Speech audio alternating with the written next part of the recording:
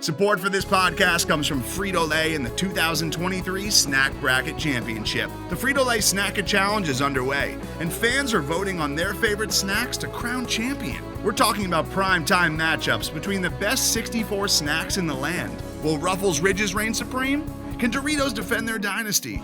Or will Smart Food use their smarts for a surprise upset? Only you can decide. Get in on all the action for a chance to win up to $1,000 or a year's worth of snacks. Let your snacks be heard. Just go to fritolaysnacket.sbnation.com to vote and enter for a chance to win. No purchase necessary. Sweepstakes ends April 3rd, 2023. Void where prohibited. Year's worth of snacks awarded in the form of 52 coupons, each good for one bag of chips. See official rules at fritolaysnacket.sbnation.com.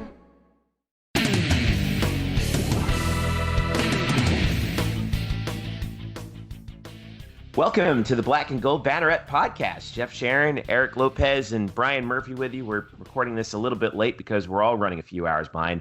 And trust me, it's not because we were up watching LSU and Mississippi State last night. Speak for yourself. Speak for yourself, Jeff. You guys, you people are insane for doing that. You get what you deserve for that. That game ended at 4 o'clock in the morning Eastern time. I had just gotten home, Jeffrey.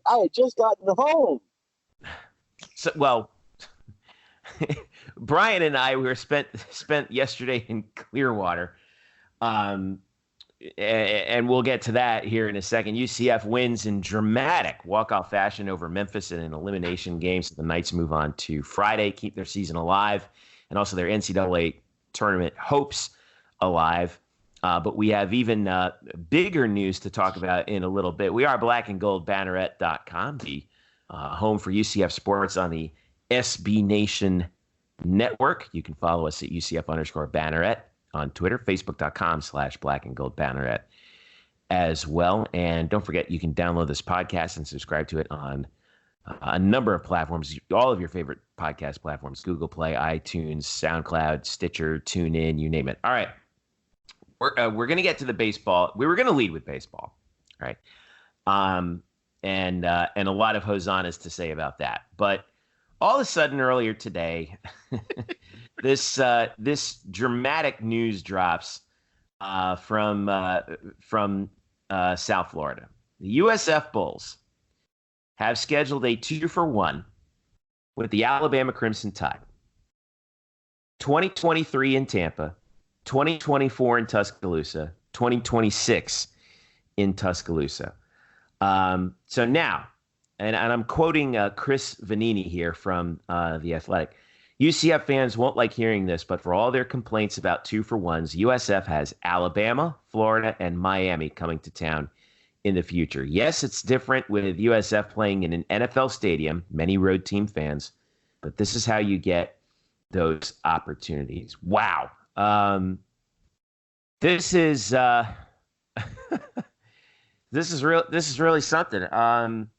I think you got to give some credit to USF AD Michael Kelly for a serious chess move. I mean, this is and it does feel like, Alabama to me is in a conspiratorial semi-troll job with USF, where they're like, hey, we'll play in your stadium and watch, this will set the internet on fire, because I don't think Alabama would take a game at Spectrum Field. Or Spectrum Stadium. I could be wrong on that, but what do we think about this? Eric, I know you know what? We're not going to go to Eric. That's going to be the cherry on top. Brian, let's go to you. Let's inject some reason into the conversation first. Wow. Let's settle into this conversation. We're not going to put it right into fifth gear already. Okay. Let's start second. Okay. Let's just drive in second for a little bit.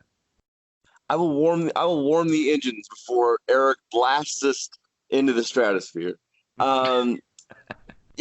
Chris hits it right on the head. And even some UCF, media members who have been critical of USF before for their scheduling have complimented the Bulls here, and rightfully so. It is a 2-for-1. Dude, not naming names. Yes. I'm not. I don't want to blackball myself against anybody with UCF media. it is a 2-for-1, but you get Bama on the schedule. Like, you're playing Bama and everything that comes with it. So it's a huge get. I don't care if you have to go on the road. I don't care if that game in Raymond James was, played outside of Raymond James. Like, you're playing Alabama. I think that's still a major issue. It's a major get. So I really have no qualms with what USF has really done here.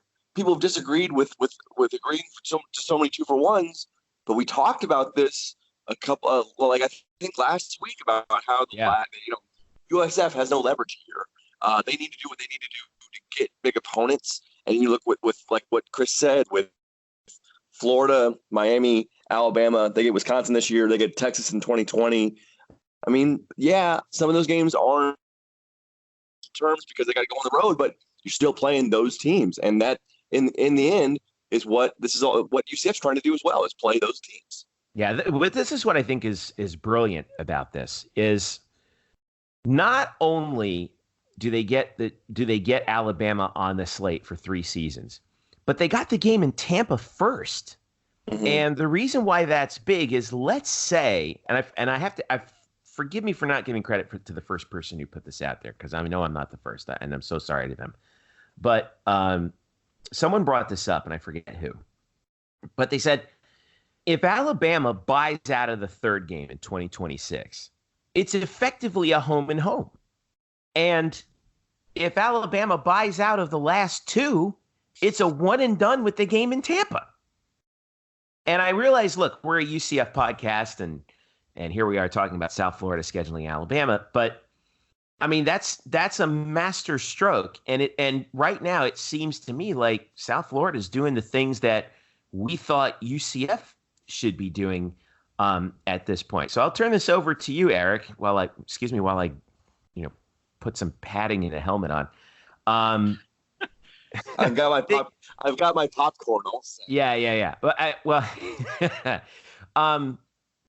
I guess if you're Danny White right now, I think the conversation just radically shifted. I thought it did last week, but now it's gone from what's UCF going to do to, oh my God, is UCF going to do anything, or can UCF do anything at this point? What do you think?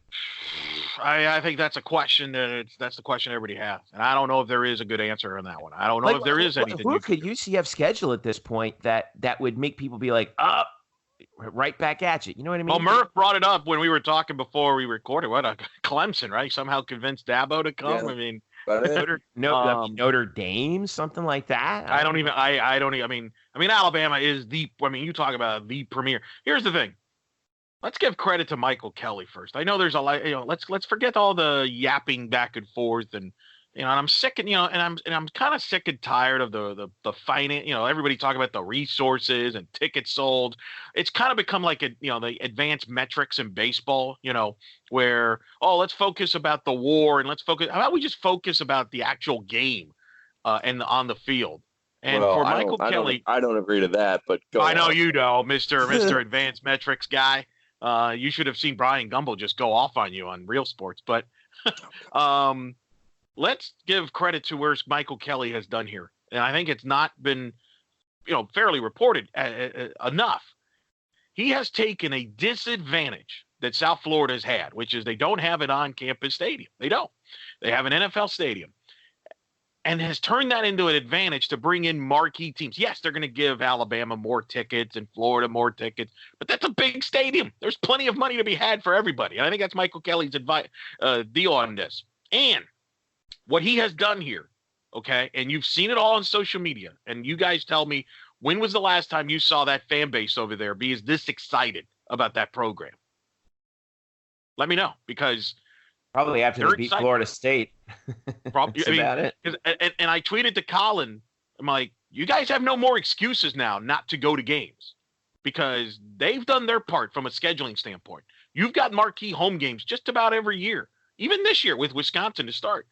And they should be going to those games. And that fan base is going to be excited about that schedule. They're going to go to games. I think they're going to obviously set it up to where fans have to buy season tickets to be guaranteed of having those games. So that's how they're going to get their money. And oh, by the way, you don't think the recruits in that area are watching this? They're like, whoa, hey, I get to play some marquee games if I go there. So there's a recruiting aspect to this. There's an television exposure to this. You better believe that games will be nationally televised. You're going to get great exposure and good TV time slots. It's a win-win for Michael Kelly. And it was interesting because he was featured on Spectrum 360. They did an interview with him, and a part of the storyline was basically, the scheduling. And they even posted some tweets from UCF people that we will not mention that was very openly critical of South Florida scheduling. And Michael Kelly's like, we're going to do what's best for us. And we're not even close to being finished yet. And I wonder if in the back of his mind, this trump card, he was ready to pull out. And, credit to them. Well, I mean, credit to them. Yeah, credit to them. And I think you're right. And that exactly is Michael Kelly's job. His job is not to worry about whatever UCF does. His job is worry about his school and his school only. And he's done a brilliant job. So I mean, this is the part that kind of frightens me a little bit, as someone who follows UCF is that the longer this kind of stuff happens, the more difficult it's going to be for Danny White to snatch the narrative back. And here's the thing. You wrote about this, and I encourage people to read your article. He doesn't have a ton of options, Jeffrey. You broke it down. It's not like there's a ton of options for him at this point to match that, unless there's some adjustments being made. Yeah, I mean, well, which I wouldn't rule out. But here's the other part thing is I think that now we've been speculating a lot about how how should UCF use the Citrus Bowl if they're trying to schedule these kinds of games, and now I think they're kind of backed into a corner where they have to do that. And, I don't know how prickly the Citrus Bowl and Florida Citrus Sports are with, scheduling game with negotiating games and matchups like this. But yeah, I mean, we're looking at the Power 5 team slots, assuming that UCF plays one FCS team and one Group of 5 team in their non-conference schedule every year, 4 games non-conference every year. The next slot would be a home game in 2021.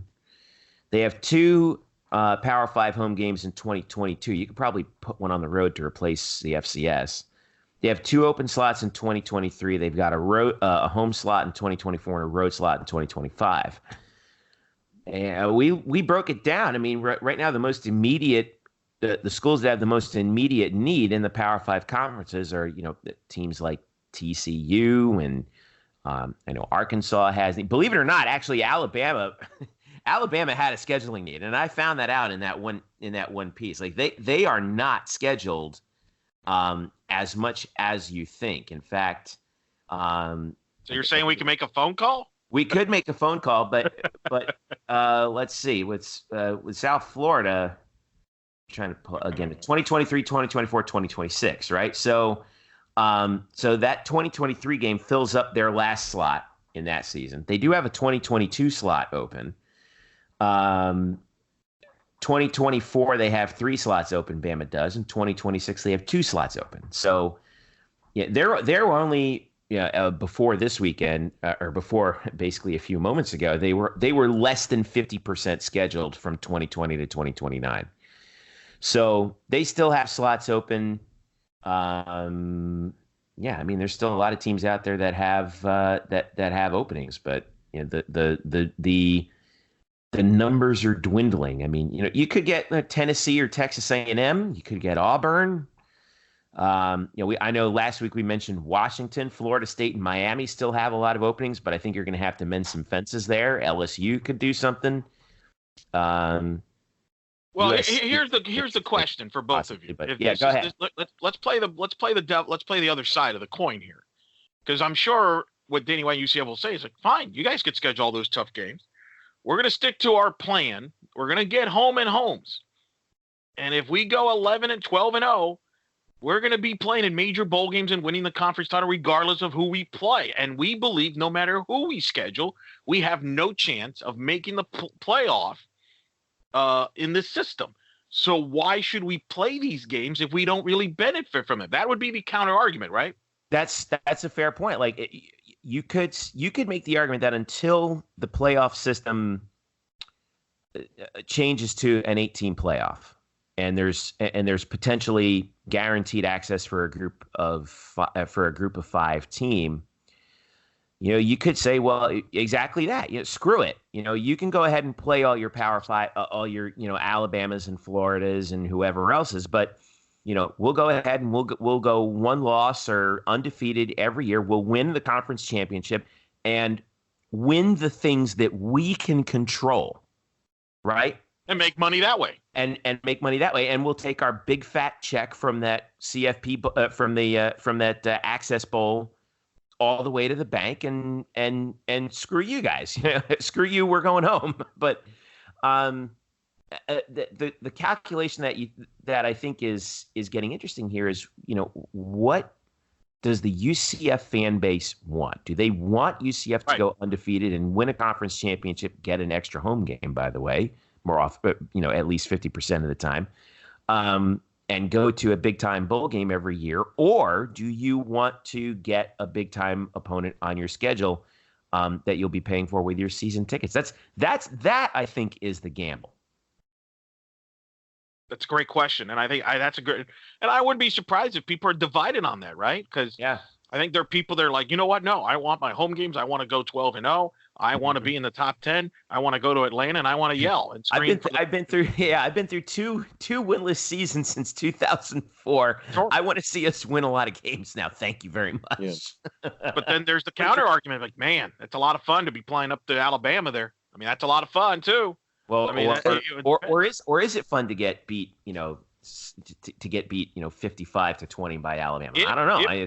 Well, but don't you want? Well, hold on a second though. Isn't that the Don't you want the chance? I mean, isn't that the whole screaming thing 2 years ago about the playoff? We want our chance. Yes. Yeah. Well, I do, but I also understand the other side of that argument. What do you think, Murph?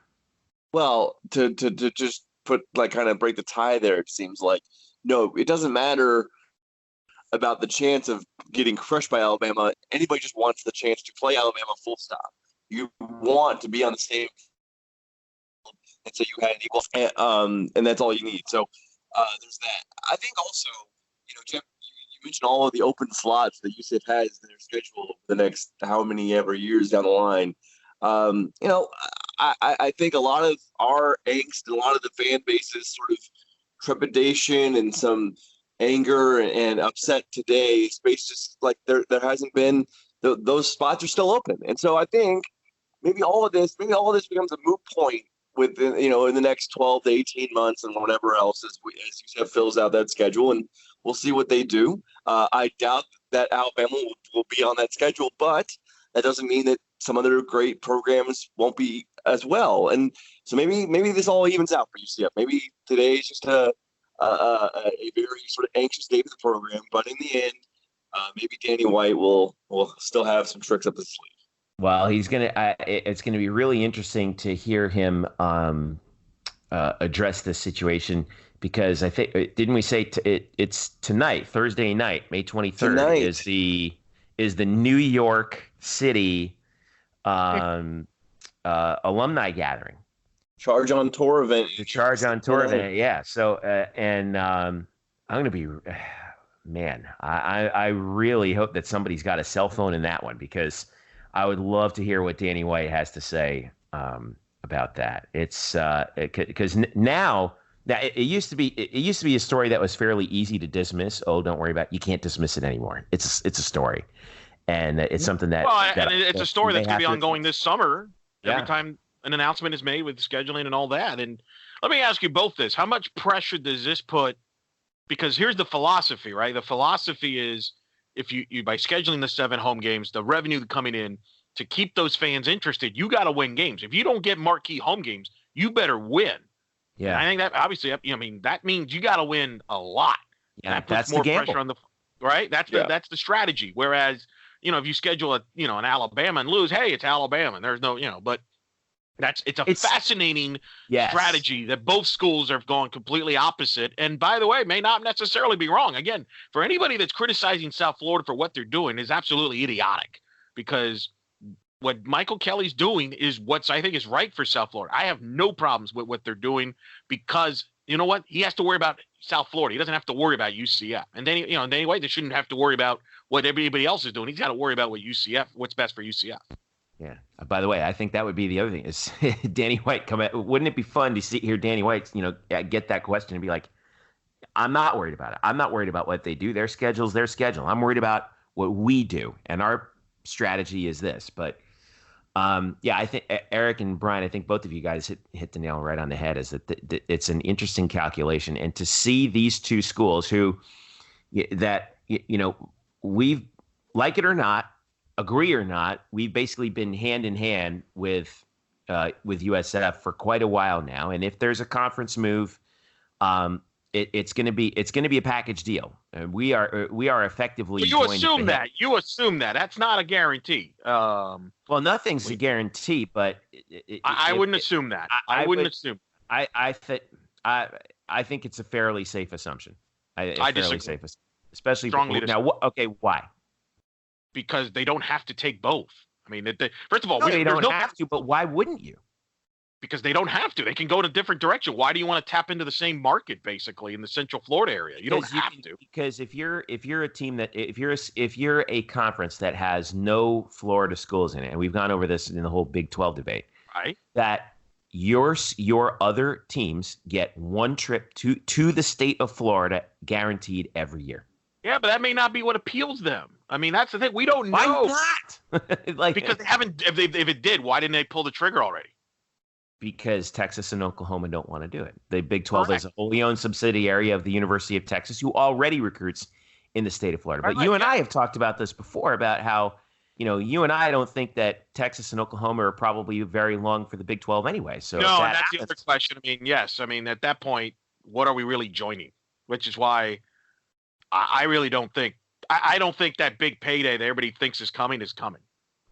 They might join – the rest of the Big 12, but I don't think it'll be the Big 12 that people think. And we're not going to know for another 5-6 years. Anyway, yeah, right. So I mean, we'll see. Right. But there's no guarantee in life, so we'll see what happens. I mean, for all we know, 5 years from now, and that's the other thing. How do we know that by the time these games are played, USF's not a top 25 program? I mean, everybody's just assuming that's a layup. I mean, nobody knows what these games. Well, here's the other. Here's the other thing. How do we know Alabama is going to be Alabama in 2023? But that's the beauty of the football future scheduling in football. But yeah. So all right. Last word to you, Murph. I think that for UCF fans, with the wait and see, it's a kind of a bitter day right now, because you see rival scheduling the top team in the land, but. As Jeffrey has laid out his article, that there's a lot of spots that UCF can fill, and I'm sure I do trust Danny White to get good opponents to make all of this sort of a moot point. Like I said, going down the road, I think UCF can still get really good opponents. But will they get Alabama? Probably not. And so in this round, USF certainly wins. This does feel like a wrestling angle, doesn't it, guys? It's like you've been feuding with both of these teams basically separately, and now they've joined forces. Punk and John Cena, man. This is what it is. It's great. I love it. Look at Jeffrey just dropping wrestling things. I know you don't watch wrestling. This is you've done it like 4 times like the last couple of weeks. It's kind of shocking to me as a person. Me and Eric are the wrestling fans, but it's all Jeffrey dropping wrestling references in this podcast. YouTube is my best friend when it comes to wrestling knowledge. All right. I feel like UCF right now is Shane McMahon. It's got 2 different feuds. We're feuding with USF, and which is like maybe perhaps is the Miz, and then we're feuding with Alabama, which is like Roman Reigns. And I feel like we're Shane right now. UCF fans, much like Shane McMahon, are sweating all over themselves right now, trying to figure out what their next big opponent is going to be. All right. You know what? I can't top that. We're stopping this segment right there. Okay, we're moving on. All right, we're going to take a quick break. We're going to talk about UCF baseball walking off against Memphis last night in Clearwater. Brian and I and Eric all have the sleep deprivation to prove it. We'll talk about that more when we return. It's the Black and Gold Banneret Podcast. Back after this. Today's episode is brought to you by Cars.com. With over 2 million vehicles and 50,000 more added every day, Cars.com will match you with the perfect car for you, your budget, your life, your style. And if you're ready to say goodbye to your current car, Cars.com will get you an instant offer to cash it in. Just start by entering your license plate and get matched with a local dealer who will write you the check. So whether you're looking to buy or sell, just go to Cars.com. It's magical. Right side, base hit. It's bobbled in right field. Pena comes around third. Here's the throw. Pena scores, and it's over. The UCF Knights stave off elimination in Clearwater. They defeat the Memphis Tigers 8-7 in 10 innings on a walk-off single by Dallas Beaver.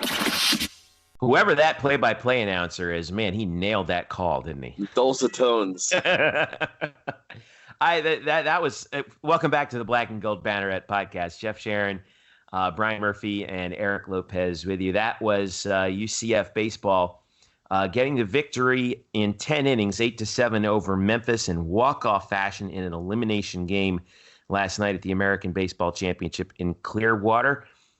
Our thanks and my most profound thanks to the folks at the American Digital Network and the American Athletic Conference for not only allowing us to air that, but also allowing me to do those Memphis games. And it was UCF and Memphis's first ever meeting in the American Baseball Championship. Lord knows they've met each other enough in football. And I tell you, these two schools, they just can't get away from thrillers, can they? Yeah. I'm sure Memphis has just absolutely had it with close games in every sport with UCF. I think as Murph has alluded to in the past, I think Memphis is just looking ahead to Penny Hardaway year 2. I don't think they care, to be honest, about baseball and football right now. Well, it was a big win for UCF nonetheless, because the Knights actually started the tournament as the 6th seed. Lost to Tulane in the nightcap of the opening day of the tournament, 5-2 in a game where all the runs were scored in the first 2 innings, and then Chris Williams for UCF and Caleb Roper for Tulane just engaged in a pitching duel after that. And UCF had several chances late and couldn't push anything across. Roper was fantastic, threw more than 130 pitches, but that stuck UCF in the losers bracket where they played against Memphis. And if there's one thing we know about Memphis baseball and their history, it's that they cause havoc in the losers bracket. They knocked out 2 teams in 2015. They knocked out 2 teams in 2016. They knocked out 1 team in 2017 in the losers bracket. They weren't in the tournament last year. They failed to qualify because they finished in 9th place. But this year they're back. They lost their first game to Cincinnati, and it didn't look good there for a little while. It was 7-4. Memphis brought the bats last night. They hit 3 home runs off of Grant Sherman. But UCF kind of chipped away, and forced extra innings, tied at 7. And that was Dallas Beaver, who had the game-winning hit in the bottom of the 10th to give UCF the victory. Murph, I know we both were there. The aftermath of this, UCF gets a day off, and they play the winner of a game today between Cincinnati and Tulane. What did this mean for UCF other than just staying alive till Friday? Yeah, I mean, that's really what it means, is like they continue to play baseball. UCF has known for a few weeks now that if they want to make the NCAA tournament, they probably need to win. Well, they needed to get some regular season wins, which they did, and they need to win at least 2 games in the conference tournament. So a loss here would end their season. You could say a loss on Friday against either Tulane or Cincinnati will end their season. So it just means they get to play again. And also, last night also was just another example of how wild this season has been for this team. Because it feels like we've sort of had this type of game many times before this year, where UCF sort of either, no matter what the game is, they're going to find a way to make it really tough on your heart as we head into the late innings. Like everything is. There's close. a reason I'm on blood pressure medication in my mid-30s, but anyway. Everything is tight. Everything is pressure packed. And, like you said, they chipped away. They tied up in the 8th on infield single from Dalton Wingo, who had 3 hits in the and Beaver comes through in the 10th. He's their leading RBI man. And UCF now, since I think April 23rd, so really 30 days, in the last 30 days, they have played 7 one-run games and have won all of them. It's amazing how this team sort of has the knack to play games that are just not easy. But nothing has been easy for this team. They have dealt with numerous injuries to the pitching staff, both starting and their relievers. They started out really cold in conference play, lost 10 of their first 15 games in conference. And yet here they are with all of that against them, sort of fighting and clawing and scratching their way onto the NCAA tournament bubble, where really they are left with obviously a do-or-die game tomorrow in so many respects. Obviously, if they lose, that's it. Their season's done. And yet if they win, probably by 1 run. I'm going to bet they win by 1 run. Whoever they face, if they win, we'll see what happens on Saturday then. Latest RPI actually showed UCF jumping 4 spots after games played through yesterday, which kind of makes me scratch my head because Memphis's RPI is down in the 120 in the 120s or 126th. Must have been some of the things that happened. The win percentage improves when you win, so you get a slight bump. Yeah. Well, their UCF right now is at a 600 win percentage, but I want to play the post-game interview with Greg Lovelady that Haley Outen conducted for the American Digital Network last night. Let's go ahead and listen to Coach Lovelady. Coach, your team scored runs in 6 different innings to chip away at this deficit all game to send this game to extras. How much fight did they show tonight? Well, one, we got to praise God. We've been like this for like 20 games, just fighting like crazy and backs against the wall. I'm really proud of the kids. Just never gave up. Obviously those first couple innings were rough. Memphis did a great job. You got to tip their hats, man. They came out swinging the bat and really got to Grant. And, our bullpen did enough. It just held on. Our offense just kept chipping away, overcome some bad coaching mistakes, and just found a way. I'm really proud of the kids. It's been a crazy couple weeks with a lot of games like that, and I'm proud we got the win tonight. Yeah, you mentioned your bullpen, 5 scoreless innings to give your offense a chance to get your team back into this game. How vital were they to the outcome? Huge. We talk about it all the time. You got to hold them. Just give us a chance. Just hold them. Put zeros up on the board. Let us keep chipping away. I would have liked to get some more crooked numbers up there earlier, but the guys just kept fighting, kept putting together good at bats, getting guys on base. And like I said, you got to give a lot of credit to our bullpen for just holding down the fort and giving us a shot. So huge win, survive in advance, and we're going to enjoy tomorrow's day off. That's for sure. You mentioned the adversity that this team has faced in the postseason. Is about being battle tested. What did they prove tonight?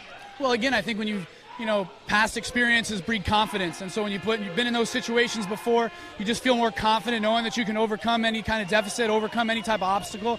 And we've done a lot of that now, whether it's been up by a lot and holding on for dear life late, or whether it's been, getting behind and having to fight and come back. And so I just feel like we're a confident group when we get in these situations just because we've gone through a lot of it in the last couple of weeks. So you just got to give all the credit to our kids. They just battle, overcome me, and just find a way. Thanks, Coach. Enjoy the day off. Appreciate it. So you could hear in that interview, and again, credit to Haley Outen and the American Digital Network, Coach Lovelady was really emotional after that game. And it seems like, on the outside, it seems like a kind of an unusual game to get that worked up about. But the way this team, like you said, Brian, have been winning these games, it takes a lot out of you. And I can't imagine what Lovelady must be going through at this point, given how this team has pulled itself up out from that 5-10 conference start. Believe it or not, it was the regular season series against Memphis that kind of jump started things, and now they remain alive.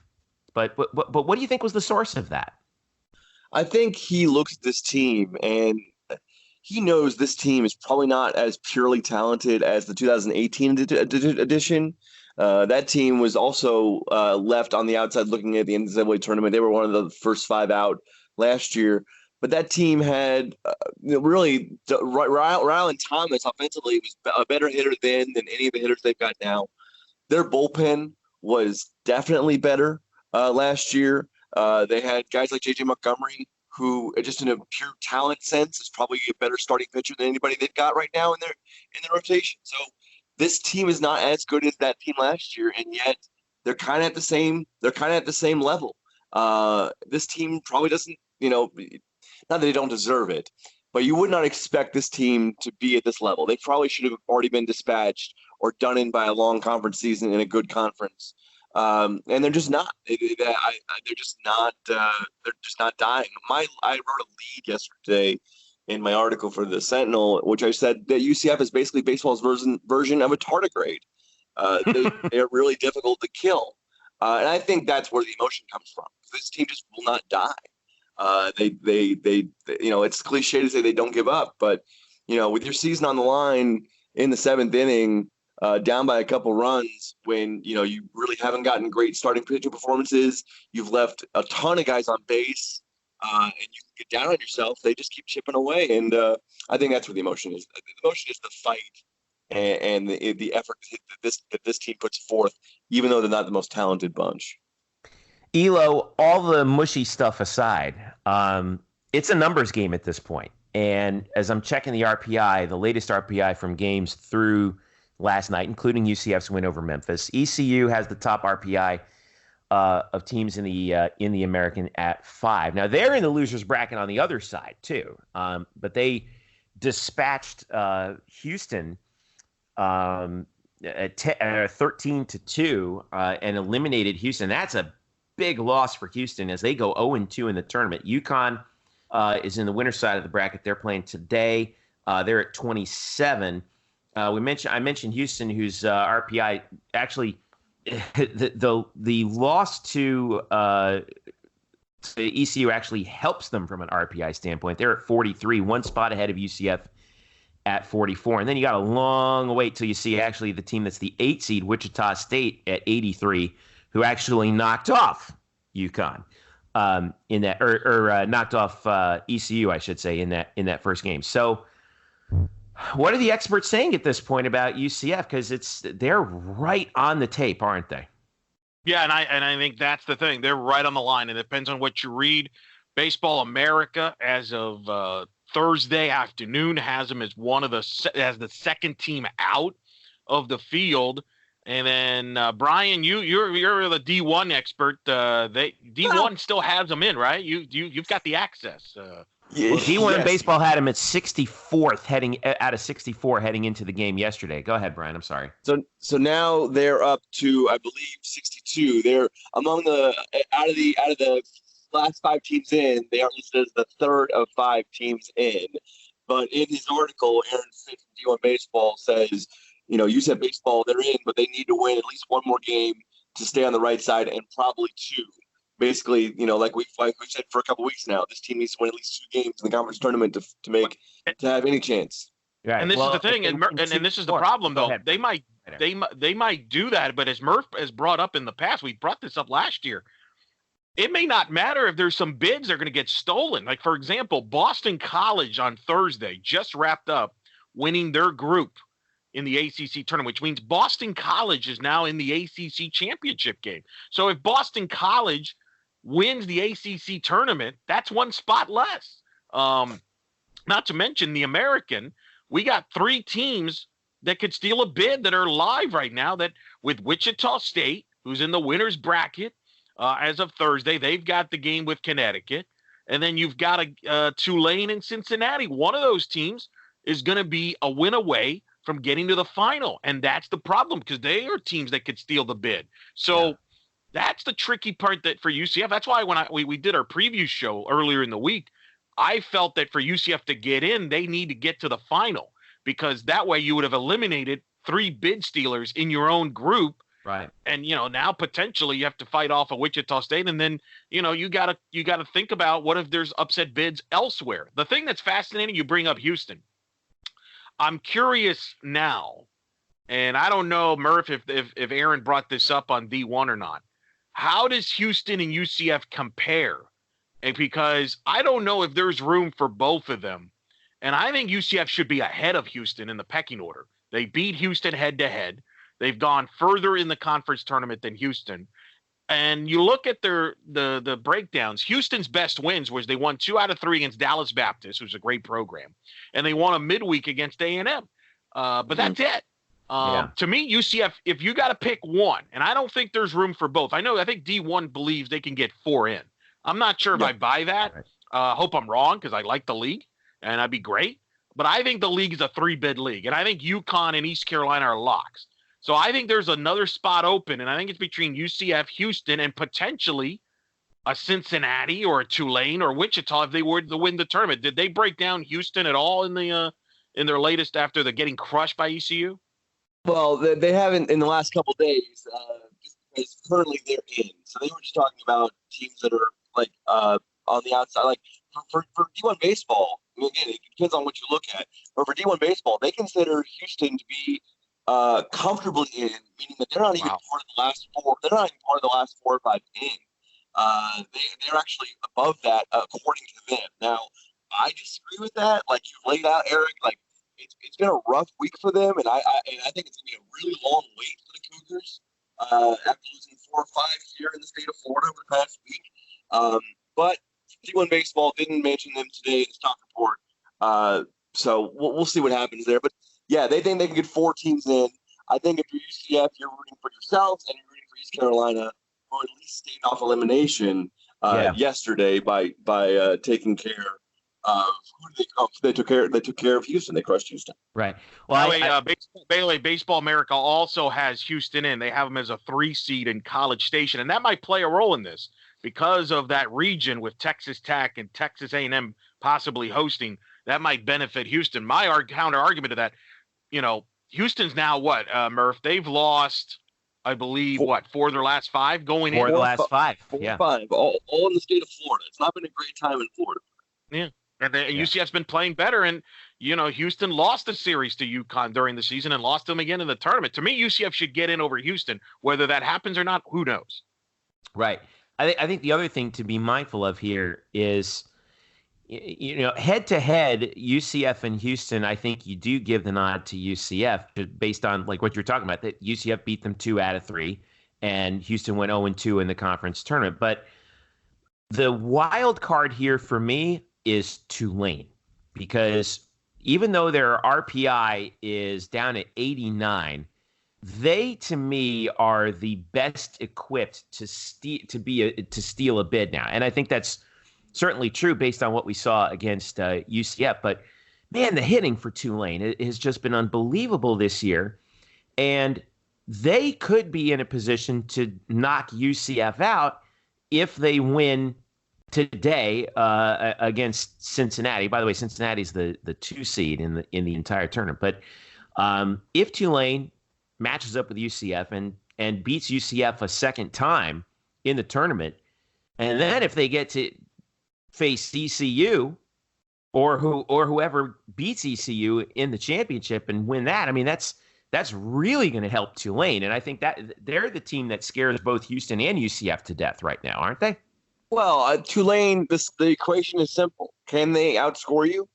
I mean, their pitching is just not that good. I shouldn't even say that because Caleb Roper owns UCF now. He owns the tournament. He struck out 11 in a game last year in the tournament against ECU, and he was fantastic the other night. I mean, Roper entered he had an ERA above 6 in conference play this year. But in 2 starts against UCF, including the one on Tuesday, he's now throwing 17 innings over those 2 starts. 3 earned runs, 20 strikeouts, 2 walks. He's been outstanding against UCF, just not great against anybody else. Tulane's pitching staff as a whole has been really sort of, brutal. But they bashed the hell out of the ball, led by Cody Hosey. And then you got Hudson Haskin. Then they got a ton of guys. I think they're like number 7 guys hitting like 320. So, I mean, that's the equation. Can they outscore you? And so, anyway, yes, they have a road to it because they have a clear, bona fide strength. They are one of the best offensive teams in the nation. That doesn't mean they could lose. They could certainly lose a 14-11 game to ECU. Yeah. Well, and here's the thing. Now, this is the thing. Roper started that game, went to complete game on Tuesday. On 136 pitches. Yeah. Right. But I wonder if he will be available in relief this weekend if Tulane gets to this weekend, especially if Tulane's playing UCF. You mentioned it, Murph. He owns them. So if Tulane's playing UCF, let's say on a Saturday, I could see Tulane bringing in Roper to at least get a few innings in there. Maybe he might have to do it left-handed. Let's be honest. But now let me ask you. Go ahead. Right. No, I agree. Let me ask you both this question, because Sam Unger asked this question right after the game, because, why not? You got to ask him at late hours all these important questions of the season, which is, if you're UCF, would you prefer to play Cincinnati on Friday in a one-game deal and then have to beat Tulane twice, or would you rather play Tulane on Friday, beat them once, and then have to beat Cincinnati twice to get to the final? Which track would you prefer? I'd rather take Tulane once. I agree. Yeah, because you're not going to hold that offense down for 2 games. I mean, even the game they lost, UCF lost on Tuesday, they lost 5-2. And when they played Tulane in New Orleans last month, Tulane only scored 10 runs over those 3 games. The fewest runs that Tulane scored in any series this season. And I think after, at some point, there's going to be a progression to the mean with that offense that ranks the top 10 in so many categories in the nation. So I don't think you can bet on holding that down twice more. So yeah, you'd rather see Cincinnati win today against Tulane, face Tulane tomorrow without Roper, and then try to beat Cincinnati twice. If you can get past Tulane, try to beat Cincinnati twice on Saturday. All right. Well, we're going to find out who UCF plays later on Thursday. Cincinnati, the 2 seed, Tulane, the 3 seed, Thursday night at 7 p.m. on the American Digital Network. Go ahead, Eric. Jeffrey, what was your thoughts on Cincinnati, having seen them live and called their game there? What stood out to you? Because we were discussing about how did they get to the 2 seed? The numbers doesn't really suggest anything, but you got to see them up close. How do they do it? I did my prep work on Cincinnati, and I asked everyone I could find, associated with the Bearcats, about it, and they all said the same. And I said, "How did you guys do it?" And they all said the same thing: "We have no idea." They're last in every major hitting category in the conference, including on-base percentage, scoring, you name it. But they just found a way to finish above 500 in the conference. Everything was kind of a mess around them, aside from ECU. And all of a sudden, they're sitting pretty at 13-10. And in the 2 seed. And then, of course, what do they do against Memphis? The worst offense in the conference scores 11 runs on 13 hits. So, I don't know. It just goes to show you the crazy randomness that plays into Clearwater and the sport of baseball in general. It should be an interesting game at 7 p.m. tonight. UConn-Wichita State going on at 3 p.m. on Thursday as well. So the loser of UConn and Wichita plays ECU Friday at 3. The loser of Cincinnati and Tulane plays UCF at approximately 7 on Friday. And then from there, it's just we'll just figure it all out. Saturday semifinal Saturday, we could have as few as 2 games. We could have as many as 4. The championship is Sunday. Between the 2 semifinal bracket winners at noon. By the way, and that's not a double elimination in the semifinal. It's however many losses you had in it through the semifinals, that gets wiped out. It's a winner-take-all championship game on Sunday, so we're not going to play 2 games on Sunday. Semifinal winner versus semifinal winner. Noon, ESPN News on Sunday. Make sure you follow American_BSB. And American_DN for all the latest highlights from that. And I want to extend a personal thanks once again to the folks from the American, Chuck Sullivan. And by the way, props to the USF folks who host that tournament. Their team's not in it this year.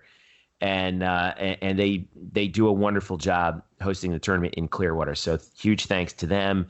Thanks also to Scott Railing and the good folks at L2 Productions for again an outstanding job, and thanks to my broadcast partner Garrett Wolverd and Jeff Brightwell, who allows me to tag in for him for those Memphis related games in the tournament the last 4 years. It's been a blast, and thanks again to those guys for another outstanding year in Clearwater. All right, let's take a break.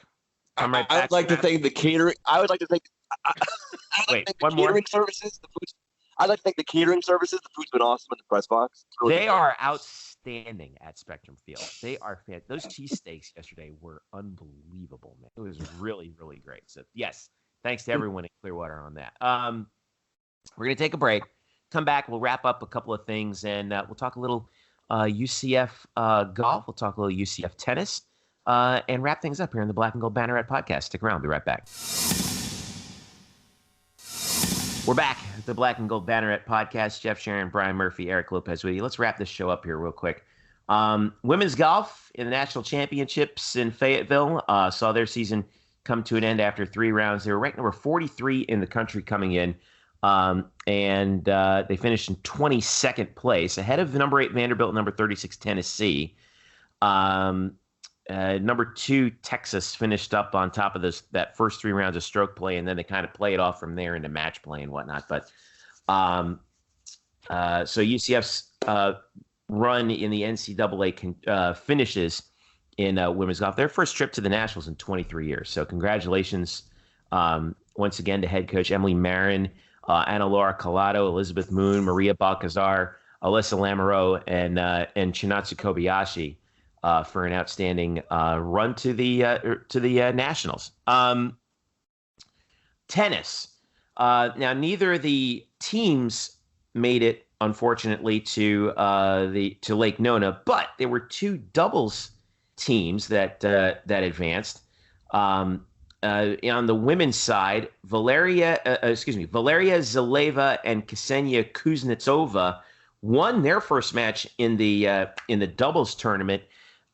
Over a team from St. Mary's, but lost in the second round to McKenna Jones and McKenna Jones and Cameron Mora of North Carolina in a 7-5, 7-6, 5-8 decision in the second round. So a tough break there, but congratulations to you. They were the 15th seeded doubles team.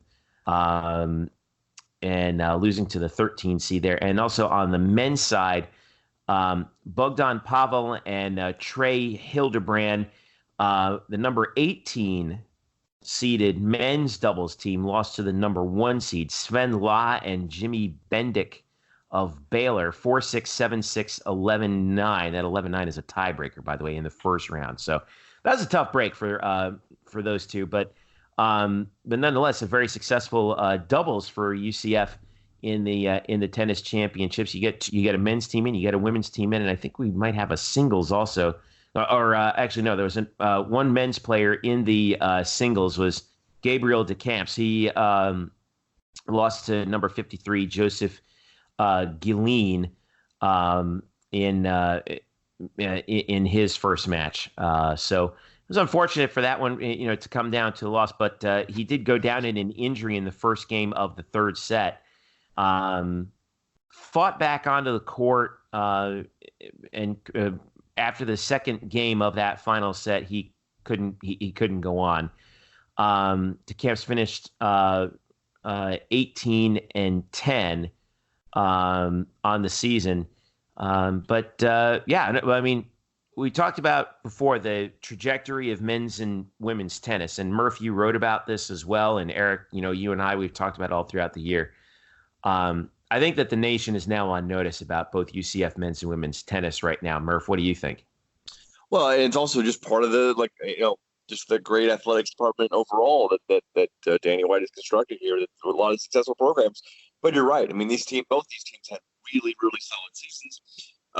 It's just kind of amazing how everything on campus seems to be turning up gold. At least for this athletic year, it's kind of been a bit of a fairy tale for how many good programs that this university has put together. Yeah. How about Eric? I know that we've been following this pretty closely, and wow. I mean, what do you think is in store for next year for John Roddick and Brian Nico in these two teams? I think more of the same. I mean, they're just getting, their feet. I mean, I know the women's team is a young team in comparison, and as well as the men. I mean, it's a phenomenal job. And let me just say this: there is no UCF team has had a losing record the last 2 seasons in any sport. Mm-hmm. Think about that. So for all you clowns, you trolls out there that keep constantly somebody take a drink. Here we go. I cannot believe my head. Like Murph brought this up earlier in the last segment about people complaining about Greg Lovely. Like, are you crazy? Like, the guy's won 35 games. He's got you on the cusp of the NCAA tournament with a team that just about, not a lot of things went well this year. Yeah. There should be no coach, none on campus that should be even critiqued for another couple years. Stop it. You're an idiot. You don't know what you're talking about. Stop being get a life. Good Lord. How can anybody be upset about anything going on the field right now and across the board? It's absolutely mind-boggling to me. This is an A+ podcast, man. This is great. Go ahead, Murph. Now, I will be Eric's interpreter in saying, he's the anger part. I will just say, football has kind of spoiled everything for all the other sports, because all of a sudden now mediocrity or perceived mediocrity, where you're just competing to make the NCAA tournament, where you're just over 500, where you're having a good season but not great season, all of a sudden those good seasons now seem awful because football has been out of this world brilliant. And we should not lose sight of, you can still have good seasons without being perfect. And that's what this university has done. Basketball, both teams, baseball, both tennises, golf, rowing is a complete monster. And so just make sure you have some perspective on this. Like, baseball has not had a fantastic season. There's been a lot of reasons why, but they've had a good season. They've had 3 good seasons in a row. And no, Coach Lovely's on the hot seat for just barely getting his team into the tournament or barely being a bubble team, because that still counts. That should still be considered quality. It could be a lot worse, and it was a lot worse just a few years ago with Terry Rooney. Right. Yeah. And I'm glad you brought up rowing, because this is the one thing that I wanted to end the show on is congratulations once again to Becky Kramer and the UCF women's rowing team for the 5th straight year. They're in the NCAA rowing championships. They held a viewing party. They got in obviously as automatic qualifiers, but it's the highest seed UCF has ever received in the NCAA rowing championship. The varsity 8 seeded 18th. The second varsity 8 is seeded 16th, and the varsity 4 is at 15th. So the NCAA rowing championships will be in Indianapolis May 31st through June the 2nd, and UCF is looking to improve on their 18th place finish last year in the varsity 8, and the varsity 4 was 20th last year. Second varsity 8 was 21st last year, so they'll be looking to advance on that. So congratulations to that team and some of the hardest working athletes. The women's rowing team, this is what's amazing about them, is that the overwhelming percentage of members of that team are not on scholarship. And they're basically all walk-ons. There are a few scholarships, but not many, especially compared to the sheer number of rowers that UCF has on all their teams, all the 8 boats, all the 4 boats, etc. So congratulations to them. They deserve it. Just outstanding work by Becky and her staff once again. All right, let's wrap this thing up. Murph, I know you and I are both pretty sleep deprived. I'm going to take a nap after this. I don't know about you. You probably should. No. What? I'm literally just mainlining coffee now at this point. It's fantastic.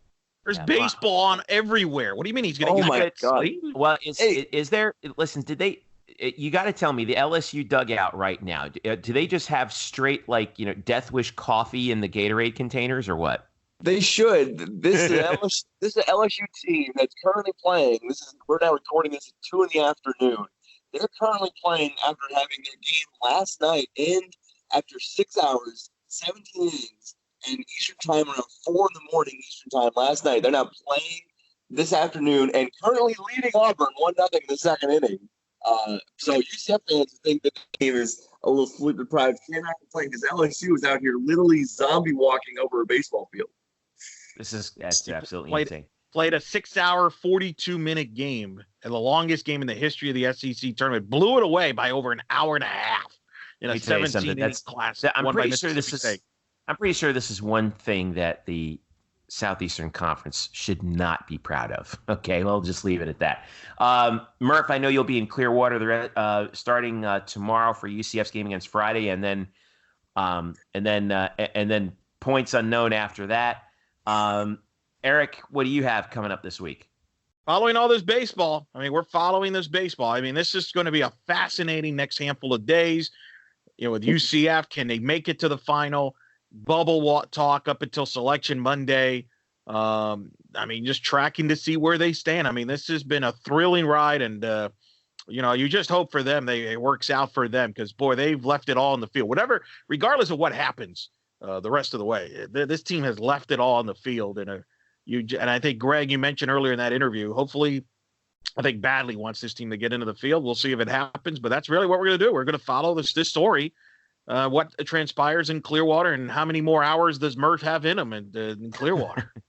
As long as they keep rolling out the cheesesteaks and the quesadillas in the press box, Murph's got plenty of hours. And the beef. Don't forget the beef taquitos. Don't forget the taquitos.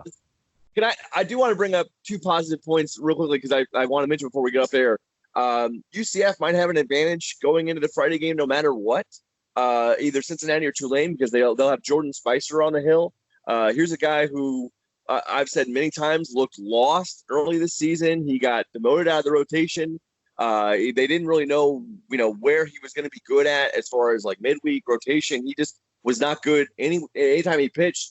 But now over his last handful of starts, he's allowed, I think, 5 earned runs his last 28 innings. It's been really an amazing resurgence for the senior. He will start Friday's game, and UCF might actually get some reinforcements in its bullpen. I talked to David Litchfield last night. Litchfield was considered to be a high leverage reliever coming in this year, but he had complications coming back from Tommy John surgery. And then he suffered a biceps injury at the Miami game in Coral Gables a couple of weeks ago. He hasn't pitched since then, but talked to him last night, says he's feeling better and hopes that he can pitch in that game on Friday. He said, considering that UCF might end up having to play as many as 3 games on Friday and Saturday, they'll take as many bullpen reinforcements that they can get. And I think it should not be overlooked how, at least in these 2 games that UCF has played, Chris Williams and Grant Sherman, the starters weren't great. What they did do is save the bullpen a little bit, with only Louis Ferrer pitching on Tuesday, and then only Garrett Westberg and Kyle Kemp pitching last night's game against Memphis. So, one of those guys, probably Kemp, could be available Friday, and then everyone else who hasn't pitched, like a Jack Sinclair, maybe even a Litchfield, could be available for Friday's game. Yeah, I mean, it's going to be the intrigue level is going to be extraordinarily high heading into this. Again, Friday night for UCF, and then we'll just see what happens from there. They're going to have to fight their way back. But like we talked about earlier, if they fight their way into the tournament, it may have to be by playing through Sunday, and then who knows what happens after that. So make sure you follow Black and Gold Banneret for all the latest. We'll have a live thread up for that game, as well as any other games UCF plays throughout the remainder of the tournament, and we'll be following their progress as the NCAA Tournament field is revealed as well, and plenty more for you. Make sure you follow us at UCF_Banneret. Follow us each individually at Eric Lopez, Elo, Spokes _Murphy, and Jeff_Sharon, and also Facebook.com/Black and Gold Banneret. All right, fellas, I'm going to take a nap. For Eric and Brian, I'm Jeff. Thank you so much for listening. This has been the Black and Gold Banneret Podcast. Enjoy the weekend in the baseball.